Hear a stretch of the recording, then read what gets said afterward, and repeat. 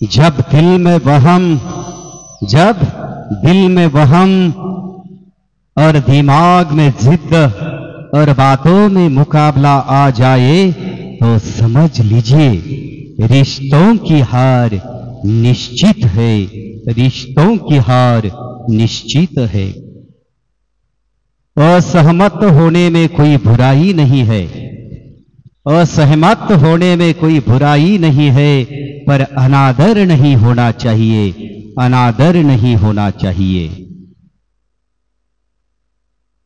खरं बोलण्याचा आणि चूक मान्य करण्याचा एक फायदा असतो, खरं आहे।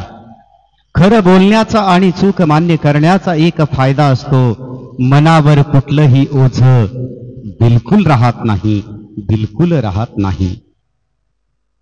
जीवनाचा प्रवास हा आपल्याला साथ देणाऱ्या व मदत करणाऱ्या लोकांसोबत करा।